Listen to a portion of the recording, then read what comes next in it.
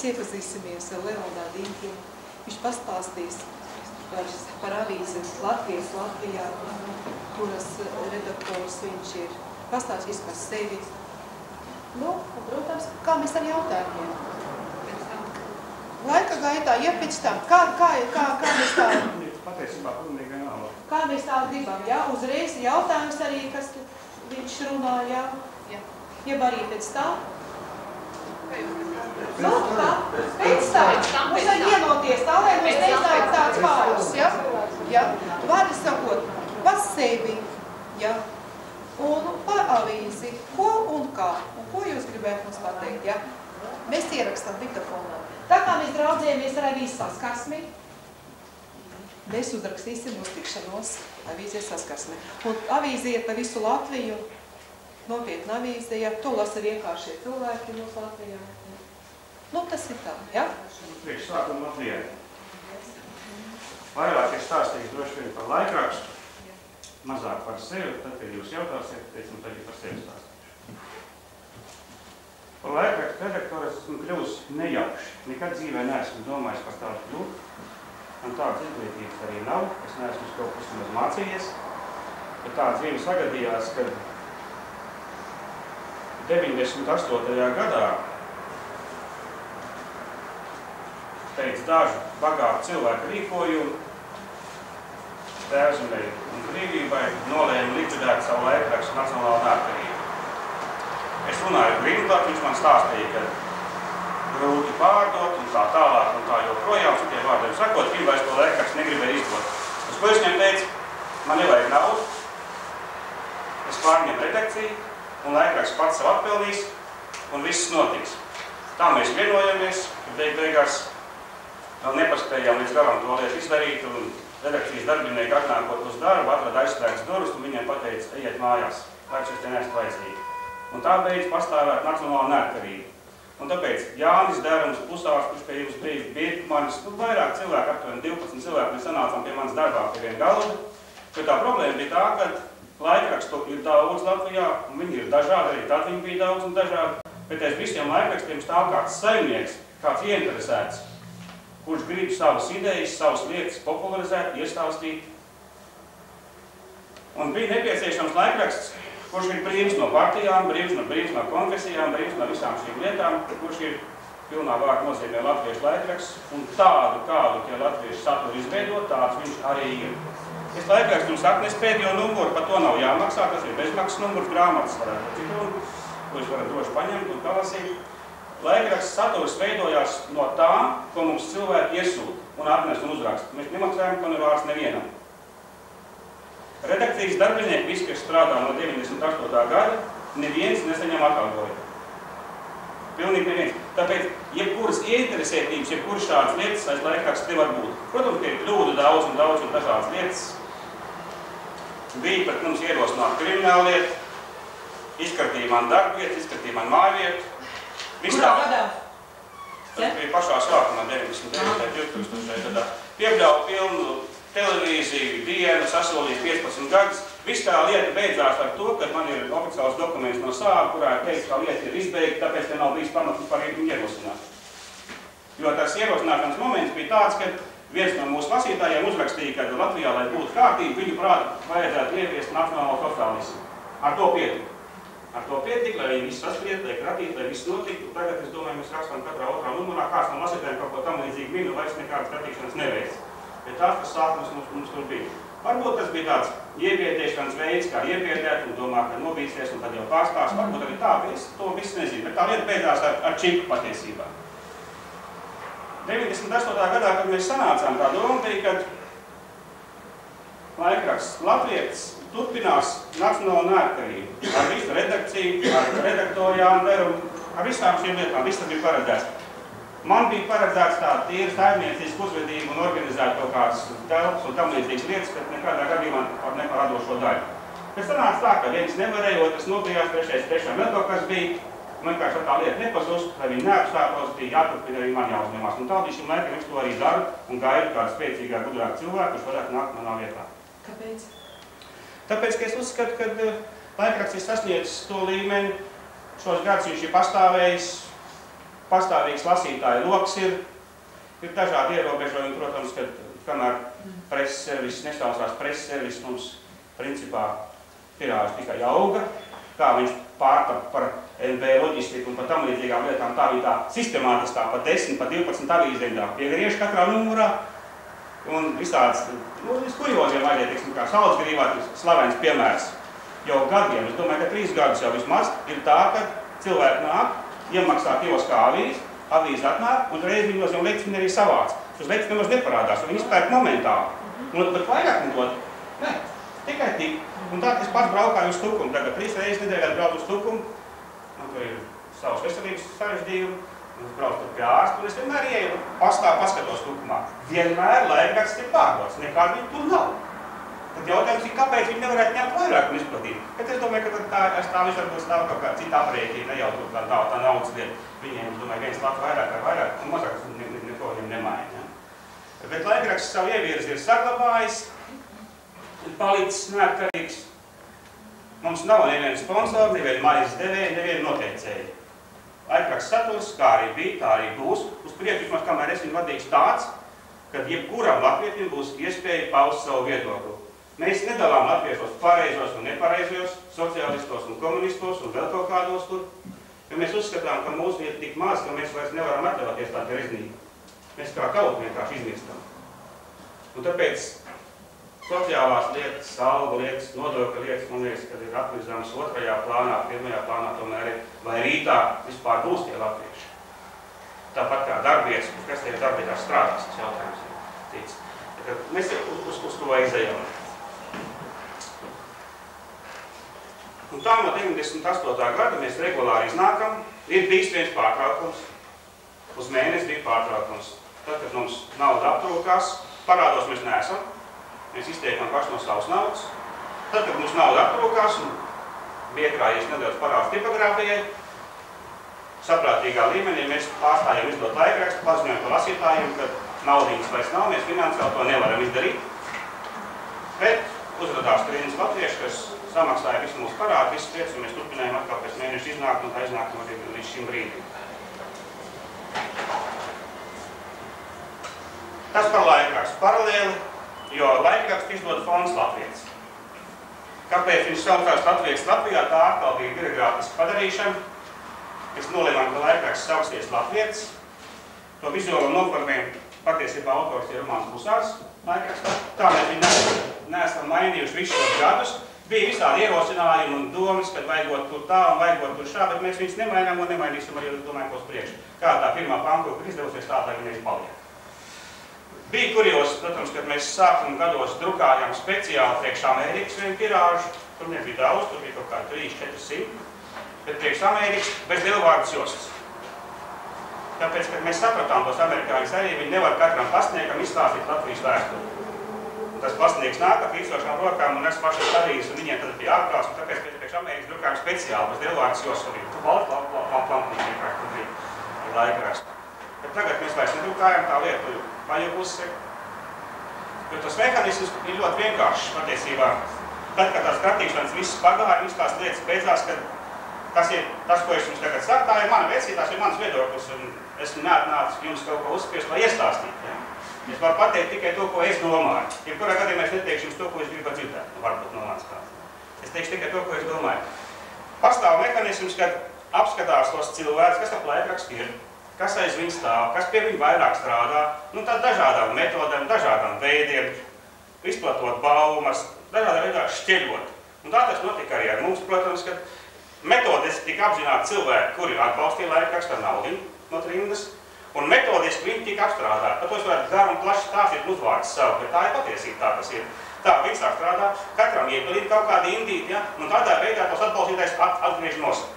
Un beigās mēs paliekam bez nekā. Kā viens piemērs mums fondam Latvijas vadītājs ir valodnieks Jānis Kuršis, un visus padomju gadus trimda latvieši viņam sūtīja Ziemassvētkos apsveikumus, paciņu, dāvanu kaut kā. Ja? Tad nu jau ir pagājuši kā 4 gadi, kad trimda vairs viņam neko nesūta. Tas tā soda sankcija par to, ka viņš piedalās pie laikraksta piedošanas, varētu būt arī tā. Ja? Bet tā tas notiek. Fonda Latvijas prezidents ir mācītājs Kārlis Zuika, viņš dzīvo pašreiz Vācijā, bet tikko paliek siltāks, tā viņš brauc uz Latviju. Viņš ir dzimis 16. gadā, viņam ir piedodams tās klimata maiņas, jo tad ir pārāk augsts, tā viņam ir grūtāk. Arī pie viņa brauc cilvēki no Latvijas, zvana, stāsta, ka tur tavs rakstīns, tavā rakstiņā to tas un tas ir pamainīts, un tas nav pareizi, un to tāds intrīgs notiek visu laiku.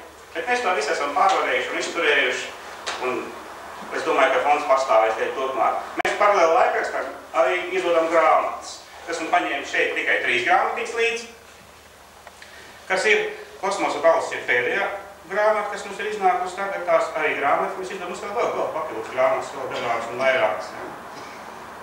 Tā kā tas visumā par laikrakstu un par viņu ievirzi šādas lietas. Protams, ka laikrakstā ir pārāk daudz politikas. Mēs gribam, lai viņas būtu mazāk, bet tā kā mēs nemaksājam honorārus, mēs nevaram pasūtīt rakstus, un līdz ar to mēs varam salikt tikai to, ko mums atnes. Mēs nevaram salikt neko citu. Tāpēc viņām, manuprāt, ir drusciņ par daudz politikas. Kāpēc brīžiem laikrakstam ir 6 un 8 lapus? Tas nav tāpēc, ka mums nebūtu ko rakstīt. Ticiet man. 2 tik, cik mēs publicējam, paliek vēl pāri. Noveco vienkārši spiest mest ārā, jo noveco raksta cilvēku ļoti daudz. Un 6 un 8 lapus atkarīgs no tā, cik mēs spējam samaksāt. Cik mēs spējam samaksāt. Tā doma laikraksta izveidošanas sākumā bija tāda, ka nav šāda laikraksta. Mēs izveidojam laikrakstu, palaižam to mašīnu, un tad dažādās organizācijas, kas latviešiem ir milzīgs skaits, un viena drukā savu spēlepiņu, otra savu kserokstais, mūsu zemi iznāk 5 reizes gadā, latviešu patriots iznāca un nomira, un šādi varētu uzskatīt bez galu. Ir laikraksts. Nāciet, apmaksājiet tikai tipogrāfijas izdevumus, cik tas maksā. Neprasam vairāk neko. Un lieciet priekšā savu saturu, kādu gribat. 8 gadu laikā neviens neko nav ierodas. Ne, protams, ir bijuši veidi, par uzciņai tur ir bijuši jauniešu lapus, ir bijis viss kaut kas, un ir Raivis Dzintars pieteicies, un dažādas lietas ir. Viss tas ir bijis, bet tā, lai paliekoši būtu, neviens. Katrs īrē savu kaktiņu, katrs taisa savu mazo avīzīti, un visas darbības rezultātā katrs sakrāja tikai tik, cik naudīgi nevarētu to īrīt un par to avīzīti samaksāt. Tā darbībai laika un naudas nepaliek. Un nelabojam tie cilvēki, bet tur nav tikai cilvēku dumība. Es domāju, ka tur arī ir organizācija, valdība vai valsts apzināts rīcības rezultāts, protams, kad ir kas palīdz tā, lai būtu sašķelt, lai nebūtu vienot, lai viss tas notiktu. Elementārs piemērs laikraksts DDD. Laikraksts DDD un meitenes iznāca caur mums patiesībā. Mēs viņus publicējām neierobežot, viņi iznāca caur mums. Kāpēc bija jātaisa DDD, kāpēc nevarēja strādāt tajā pašā laikrakstā? Tas ir garš stāsts, mums ir bijušas bezgalīgi garas konsultācijas par šo jautājumu, bet nesanāk. Un atkal ir 2 laikraksti. Un ja tas priekšstāv nestāv, nevar ko izdarīt. Tā tie Latvija ir. Varbūt, ja laikrakstu izdošanā uzlikt procentu barjeru, būtu tā veids savādāk. Būtu spiest. Tas ir īsumā apstāvot par laikrakstu un par šitām lietām. Es domāju, ka lai būtu izpratni, ka mēs neesam tendēti vai mērķēti kaut kādu mērķi sasniegt un kaut kādu ideoloģiju izplatīt. Nekādā gadījumā. Tikko tās laikraksts izveidosies, tā es neaizies prom. Tas, ka viens viedoklis ir vairāk nekā cits, tas ir tikai tāpēc, ka šī viedokļa pārstāvot cilvēki ir vairāk mums rakstu un iesniedz. Bet ne savādāk. Tāpēc gribētu arī kādu jautājumu dzirdēt. Tas būtu dzīvāks un pareizāk. Varbūt es jums stāstu, kas jums neinteresē, varbūt jūs zināt. Piedodiet jautājums. Vai jūs zināt, kur tālāk Jāna Teruma profesionālās gaitas? Starp citu, man sauc Ivars Līderis, un 91. gadā es neatkarību atjaunoju, tad, kad aizgāja visi šitie te uz Saeimu, ja. Nu, man gan arī skalpu noņēma, bet tā es sapazinos ar daudziem, kuri pēc tam turpināja strādāt. Nu, Jāni Darumi, piemēram, kur viņš sagatavoja? Jā, es pateiktu, vēl varbūt divas vārds par nacionālu neatkarību. Tad, kad mēs turpinājām iznākt, mēs iznākam jau vairāk par gadu un iznākam diezgan veiksmīgi, un pēc visām pratīšanām mums mēnešu laikā tirāžs dubultojās. Tad Tēvzemē radās, vai no aiztēvzes vai Tēvzemē radās gudrā doma atjaunot nacionālo neatkarību. Viņi atjaunoja tiešām ar labu maketu, ar labām algām, ar labām lietām, viss tur notika. Bet tas kuriozes bija tāds, kad viena meitene, es nesaucu uzvārdu, viņi strādāja nacionālā neatkarībā, saņēma tur algu un ar pseidonīmu rakstīja pie mums. Un tad, kad viņi to uzzināja, tad bija liels skandāls.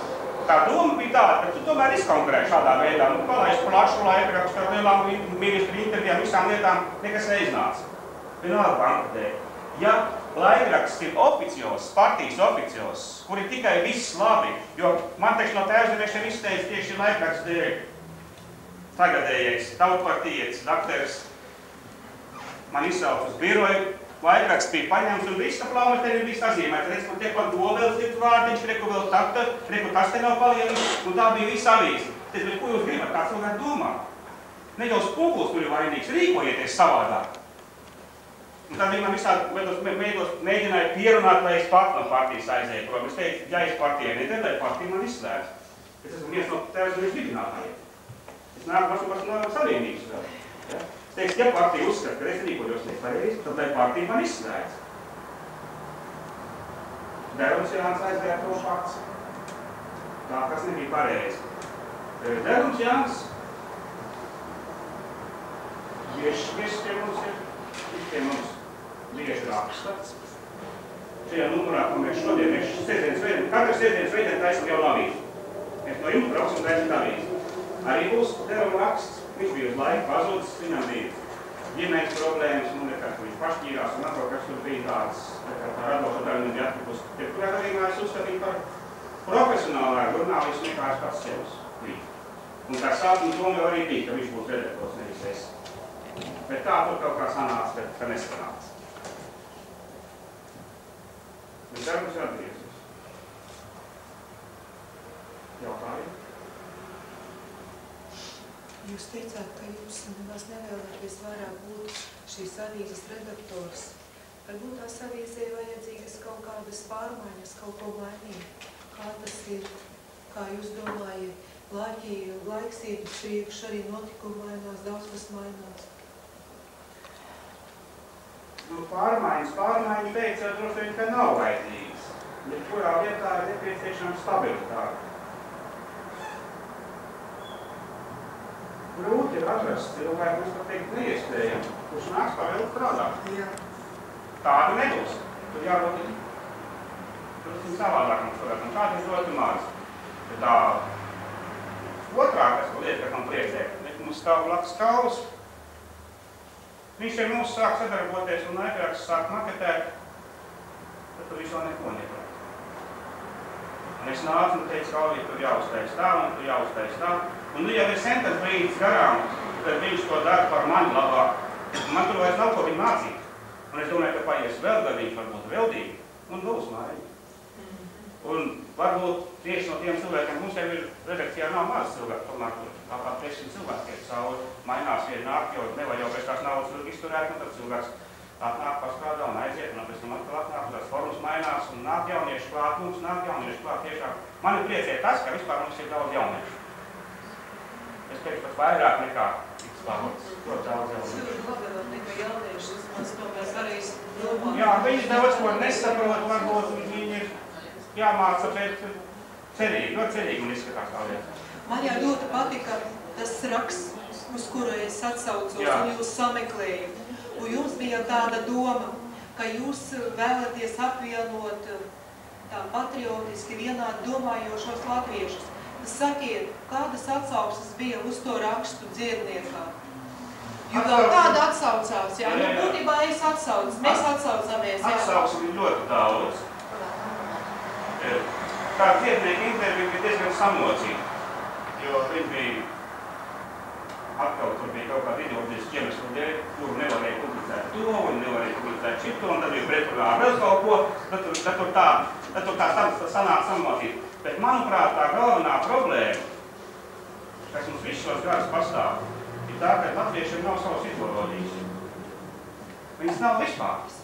Ar šo vārdu ideoloģiju es saprotu kopēju izpratni par dažādām lietām. Teiksim, par to, kas vispār ir latvieši. Vai tas ir tas cilvēks, kuram abi vecāki ir 100% latvieši? Vai tas ir tas cilvēks, kurš nāk no jautras ģimenes? Vai tas ir tas cilvēks, kurš prot runāt latviski? Un to es kā piemērs stāstu. Par šitām lietām ir jāvienojās. Ja mēs par tādām lietām pratīsim vienoties, jo tās lielās dostarbības sākās tad, kad beidzās frazeoloģija, kad sākās reāls darbības. Patriotis esam visi, bet mēs to patriotismu izprotam pilnīgi savādāk, katrs pa savam. Un tikko mēs nonākam pie konkrēti priekšlikumu, pie konkrēti lietas lemšanas, tā izrādās, ka mēs to lietu pilnīgi savādāk uztveram. Tāpēc ir nepieciešams kopēji izstrādāt. Un ne kaut kādām izvēlētām organizācijām, galvenais ir tā doma, lai būtu pareizi noformēt, ko pēc tam var papildināt. Tādas lietas, kas tad ir latvietis? Priekš kam šī valsts vispār domā? Kurā mēs dzīvojam Latvijā. Vai tā ir vieta ģeogrāfiski pasaulē, kurā jānodrošina, lai te visiem būtu labi, ikvienam, kā teikt, satversmē? Vai tomēr šī ir vieta, kur latviešiem dzīvot, attīstīties vispirms latviešiem, jo pārējiem jau vēl ir, kur attīstīties. Tad mēs nonākam pie tā saucamās pozitīvās diskriminācijas. Teiksim, kas notiek Igaunijā. Es pats personīgi biju Narvā, man Narvas Krievu stāstīja, ka viņiem ir tā, kad ja Igaunis brauc uz Narvu strādāt, teiksim, par skolotāju, valsts viņam nopērk dzīvokli, un valsts viņam maksā lielāku algu nekā pārējiem skolotājiem par to, ka viņš ir Igaunis. Nenozīmē, ka Krievam būtu jāmaksā mazāk. Dzīvnieki izmirst, augi izmirst, mēs viņus rakstam katranā grāmatā. Tauta izmirst. Nekas nav. Tas ir līdzvērtīgi, kā mēs ar savu veselību. Mēs nopērkam mašīnu, ka mēs viņai mainām eļļas, pucējam, cenšamies apbraukt bedres. Par savu veselību mēs ēdam visādus draņķus, deram visādus draņķus iekšā. Par to mēs nedomājam. Tā domāšana ir kaut kur aplam, tāpēc es stāstu, ka tā ideoloģija ir vajadzīga, kur ir tas plašāks iedienas ietver. Mēs pērkam ledskāk, mēs izstaigājam veikalus, paskatāmies lielāks, mazāks, pajautājam kaimiņam. Mēs ceļam uz vēlēšanām, pēdējā brīdī kaut ko atkojas televīzijā redzēja, par ko es nobalsošu. Bet patiesībā mēs balsojam par savām pensijām, par nodokļiem, par visu mēs balsojam. Bet tas jau ir traki, ka 51% vispār negāja balsot. Kā jūs uz to? 51% negāja balsot, jā. Vai jūs gājāt balsot? Es gāju balsot. Jā. Nerunāsim, kas par ko, bet galvenais, ka negāja vispār balsot, jā. Tas man liekas ir. Tā neiešana balsot, tā ir tāda.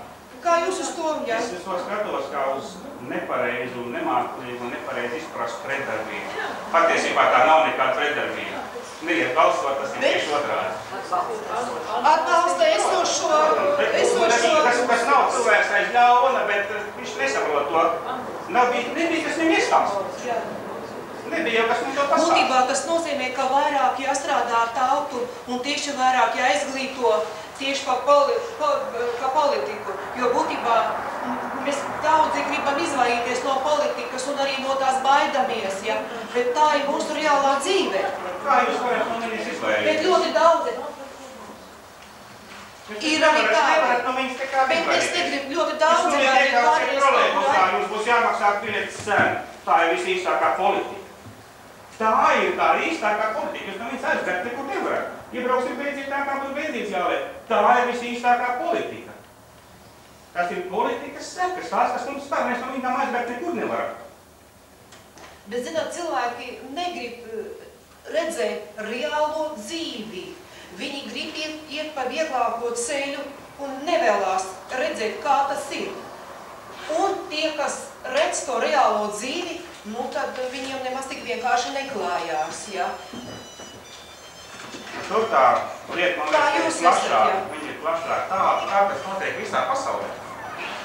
Tā cilvēku degradācija, lai viņi neko negribētu, lai viņi varētu paklausīt tikai komandas, ja mēs ejam veikalā un mēs pērkam kādu preci, mēs domājam, ka mēs to preci izvēlējamies. Patiesībā mums jau sen pateiks priekšā, kas par to mums ir jāpērk. Mums ir tāda kasta, ko sauc par kalorādi par televizoru mājās. Tas ir briesmīgs ierocis. To pārliek ar dažām sapulcēm, ar dažām sarunām nevar. Tā kaste strādā un bērnu sondē jau no mazām dienām. Viņi izaug jau atkarīgi. Viņi izaug jau nedomājoši. Tas ir, tur es domāju, ka psihologiem būtu vairāk pastāstīt nekā man. Bet tas ir viens mekanisms, kā mūs iekļauj iekšā. Visas šitās fabrikas, visas ir domāts priekš tam, lai degradētu izpratni par mākslu, par kultūru. Lai katrs varētu justies kā mākslinieks, notrieš pelntraukā, izsmēt galvu un saka, ka tā ir māksla. Tā tas ir reāli. Un tā jaunā paudze, kas ar to aug, viņa maz iedomāties, varbūt arī savādāk. Jā. Būtībā tas ir ļoti plašs darba lauks, jā. Kā teikt ar jaunatni, un, protams, arī būtībā vajag tautu politiski izglītot. Ko mēs darīsim? Mums būtībā pēc pusotra gada būs jāvēlē nākošā 9. saima. Ja mēs neiesim vēlēt, ja mēs galvu ieliksim smiltīs, kas tad būs? Bet mums arī jāsaprot to, ar katru gadu naturalizējās vairāk krievi. Viņi iet uz zilās pases, un viņi sapcīt ļoti aktīvi piedalījušies vēlēšanās. Un viņa nekādā gadījumā, to, protams, mēs jūtam, ka mums var cekot, būtībā integrācijā nemaz neveidojās ar to tautu. Un viņa nekādu nebalsos, ne par kādu latviešu partiju. Tikai par partiju, kur ir krievu valodā runājuši. Tā kā būtībā līdz pusotra gadim palīdz, lai varētu ļoti strādāt, izglītot tautu. Es mēģināšu atbildēt. Laikraksts 1. numurā 98. gadā bija mans raksts tieši par šo tematu. Tas bija mans nesaskaņas ar Jānu Deru, viens no nesaskaņām. Kurš uzskatīja, ka ir jādibina kārtīgā partija, jāpiedalās sacensībās pēc saimnes krēsliem, un tad tiks uz tribīnes, tad pateiks. Varbūt arī pateiks, vai vēl kāds klausīsies. Arī jau tad es teicu, ka tas naturalizācijas temps lēnāks vai ātrāks, bet ar katru dienu pilsoņu kopums Latvijas paliek nelatiskāks. Ar katru dienu, ar virzību uz turienu. Un ja 90. gadu sākumā bija kāda jēga, bija kāda cerība, tad tagad man liekas, ka šādas cerības vairs īpaši liels nav. Kazino var ietaupīt un vinēt naudu tikai vienā veidā, nespēlējot. Mēs varam dibināt jebkādas partijas, bet tas vēlētāju loks ir tāds, ka viņš par mums nebalsos. Lai Saima pieņemtu jebkādu lēmumu būtisku valstī, viņai ir vajadzīgi 51 balss. 51 balss nebūs, bet būs kaut kas cits. Būs iztērēts laiks, personiskais, būs iztērēts spēks un daudz kas cits vēl, kas ar vēlēšanām saistīts, un ar to tā lieta arī beigsies. Būs izšaut pulveris, un mēs atkal krāsim spēkus, pēc 4 gadiem vēl pastartēsim. Es ar to gribu teikt, ka tas ir maldu ceļš. Protams, ka ir politiķi, kuriem ir savas personiskās intereses, un patiesībā Saima tā jau liela birža, kurā pērk un pārdot, tas ir mans viedoklis. Bet es neredzu nekādu lielu jēgu soļu pa purnu tam, ko tu nevar piepast. Tā lieta ir aizgājusi pa tālu, pārāk tālu. Varbūt ir cits metodas, par tām arī mēs varētu runāt garu un plaši, jo vara valstī pieder tam, kam pieder iela. Un, lai piederētu ielu, mums nav vajadzīgs vietas Saimā. Bet tas ir cits stāsts un cita morāla. Bet es paredzu, ka tāpēc jau tie cilvēki arī zemapziņā neiet uz tām vēlēšanām un nebalso, jo kāda man ir starpība? Vai tas bija bojārs, kurš devis jau prēmijas, ne tās bojārs, cits bojārs? Vai tas būs tagad jaunlaikietis, kurš Vietnamā sēdēja? Kāda man ir starpība? Vai man ir viena alga, vai man apzog uz ielas čigāns, vai man apzog uz ielas kaut kāds nečigāns? Man taču bija alga, man viena alga nosaka. Jā. Un šī gadījumā ir viena alga, kas izsaimnieko. Jo tā galvenā problēma ir tā, ka tā valstiskā domāšana jau nav katra ka ierēdība personiskā domāšana gūt pēc iespējas ātrāk sev personisku labumu, un ja ko var pārdot, tad visu vajag pārdot. Viņš jau nāk uz tuvināt savu domu gatavs. Es nesaku, ka tas 100% tā, bet 99% es esmu pārliecināts, ka tas tieši tā arī notiek ar tiem cilvēkiem. Un visi tie skaistie lozungi, un visi tās skaistās runas pazūd tajā brīdī, Tēvzemies lielisks piemērs, tikko pie tās šelītes. Es nesāku uzvārdu, bet viens no pašiem galvenajiem Tēvzemiešiem reiz teica tā. Es jau esmu tur šur kaut ko tādu darījis, bet es vēl ticu, ka viņi neesmu pārkāpis. Viņš vairs tā nesaka. Viņš vairs tā nesaka. Jo tie, kas dod, prot pieredzināt un prot ievadot. Redziet, ka kāda tomēr naudai liels spēks, kā viņa pārveidot cilvēku, ja būtībā viņš neprietojās naudas varā, viņš ir naudas varā. Un mēs vispār arī zinām to, vai ne, ka būtībā šis laiks ir pienācis, ka cilvēki jau nepārvalda. Pārvalda jau augstāk stāvoši miljoni viņus, ja, un viņi koncentrējās tādos te punktos, un tur ir tieši ļoti liels spēks. Un viņš, cilvēks pret miljoniem nevar, kā teikt, neko izdarīt. Viņš ir viņu varā. Kāpēc viņiem bail no tās mūsu lielvārdas justas Amerikā pasniegt? Es domāju, ka tas nav tikai Amerikā, un tas nav tikai no lielvārdas jostas bailes. No laikākas pieredzes var teikt, ka visbailīgākie ir latvieši. Un visdomākie arī. Nāca un atstāstīja, ka tas krusts nemaz lielvārdas jostā neesot, es esmu tur piezīmējis. Un tie bija tādi latvieši, kas ar brīvītiem atkal staigā. Jā, visādi brīnumi nāca ārā. Un tur jau ir tās saules, ka ne jau tā lielvārdas josti vainīgi, ne jau tas krusts ir vainīgs.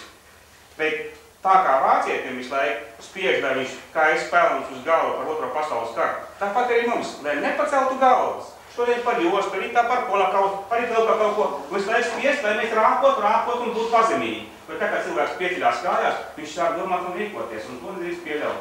Un tāpēc tas ir tikai viens no iemesliem. Es domāju, ka gan 16. marts un vispārējās lietas ir tikai tā domāts, lai iedzītu stūrī.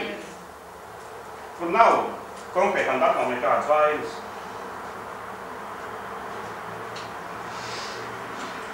Latviešu mentalitāte ir tā izgudrot un veidot. Mums jāveido tā gaisma, uz kurien iet un kā iet. Tā ir latviešu sūtība, kur veidot cilvēks, uz ko veidot. Nevis visu laiku tikai vēsturu. Es atbildēju tā, ka es tā arī nesapratu, tad konkrēti uz kuriem kas mums kā jādarīt. Mums ir jāveido... Tās ir vispārējais prāstes, kuriem nav, uz kurām nav nekā. Jo varbūt, ka bija tie zelta laiki, bet jūs zināt, kāpēc tie zināt latvieši izmirti? Tāpēc, ka viņi paši un citiem dēļ. Droši vien, ka tāpēc. Tā var bezgalīgi atstāvties, bet šodien man nekas nemanās. Par rītdienu tiešām ir jādomā. Un tas, par ko mēs runājam, tas ir par rītdienu. Bet ko nozīmē vairāk kultūras? Vai vairāk kultūras, tas nozīmē vairāk Britnijas Spiersu? Kāpēc Britnijas Spiersu? Bet ko tad? Tāpēc es jautāju, es gribu zināt konkrēti, par ko jūs runājat. Labestības popularizēšanai, nevis vardarbību. Un aizliegt televīzijā raidīt visu, kas ir saistīts ar vardarbību un tam līdzīgs. Tas laikam ir jāsāk no paša sākuma. Pa plauktiņiem galvā jāsaliek vērtīgi kritēriji. Pirmais – Dievs, otrais – tauta, trešais – valsts, ceturtais – mana ģimene un piektais – es. Bet mums ir otrādi. Tagad. Mēs ejam uz to, ka ir otrādi, tā kā Amerikā. Es esmu pirmais, es esmu personība. Viss mans problēmas ir pārējo lepnība. Un tā kā valsts un tā tauta ir pašā apakšā. Un tas ir jāsāk no bērna, kuram ir 4, 5 un 3 gadi. Vērtīgi kritērijs, lai jebkuru lēmumu pieņemot, viņš strādi salikt pa plauktiņiem. Bet tā kā viņš ir uzdīts, ka es esmu pats galvenais, lai kāds es nebūtu īpatnes, manas vajadzības ir ļoti svarīgas, pārējiem ar mani jārēķinās. Un tas ir viss sabriest ar kājām gaisā. Tā būtu gaisma, vai ne? Un kurā izglītības iestādē mēs to gaismu varam dabūt iekšā? Ar kādiem prožektoriņiem? Tāpēc jāsavāc gaisās galvas un kam ir jāveidos. Bet tikai sanākuši gaiši galvas. Mums ir gaiša galvas, jā. Mums ir ļoti labi gaiša galva, jā. Es uz pārliecināts, ka gaišāks nekā kas tieši krāslos. Jā. Gaišāks. Bet jebkuram vārdam pateiktam jēga ir tikai tad, ka viņš uz papīra uzrakstīts. Jeb arī tiek realizēts. Jā, viņi vajag uz papīra realizēt. Cik mēs varam, tik mēs varam. Ministrs pastumt mēs nevaram, bet mēs varam pateikt, lai kādreiz kāds pētnieks, kad pētīs tā kā tagad pētīs 40. gadu, vai tur bija sociālistiskā revolūcija, ja tur bija okupācija, tomēr ieraudzīs, ka nē, ka bija tā, kas tomēr nepiekrīt, tam ka nebija visi pār. Ja mēs palasīsim dienu, medicīnu tā tālāk, visi jau būs bijuši tikai pār. Nevienu citu viedokļu mēs neatratīsim. Tā cilvēku neuzņēmība, tā ir plaša lieta, varbūt es pat teikšu. Jūs pavērojat, kas notiek uzņēmēju darbībā. Liela daļa no tiem uzņēmējiem veiksmīgajiem ir bijušie sportisti. Tur ir tāda likumsakarība, ka, lai par sportistu daudz veiksmīgi kļūt, ir jāpūlās, jāpieradina sev paciest kaut ko, ir jātrenējās. Un tā rakstura īpašība paliek, ka viņš arī kļūst par uzņēmēju, bet viņš ar tādu rakstura īpašību. Bet ir vēl otra lieta, ka tas ģenētiski saistīts ar latviešiem, kad tos cilvēkus, kur bija spējīgāk, varošāk, izkāva un izsūtīja. Un palika tie, kas sēdēja aizmugurē, kas negāja karā, kas ne par ko. Kāda ļēvā paudze palika, un tagad tie bērni nāk, bet ļēvās paudze turpināja vairumā runājot. Jo ģenētiski vienkārši tie cilvēki tika izskauti. Tie varošie. Un to izsūtīšanu represīvi patiesībā tas galvenais mērķis, jo es domāju, ka tāds arī bija ģenētiski vienkārši iznīcināt un iebaidīt tos spējīgākos, kas var pretoties. Un palikuši tie vājākie. Un jāpaliek dažām paaudzēm, kamēr tomēr saradīsies vēl. Tikai tā to līdz saprot. Jo tā milzīgā apātija, tā milzīgā bezspēcība, kas notiek visapkārt, tas tā ir tā neuzņēmība. Tā viņi ir visapkārt notiek, un tur nekas nav izdarāms. Vai pašiem vai citam jāatdod.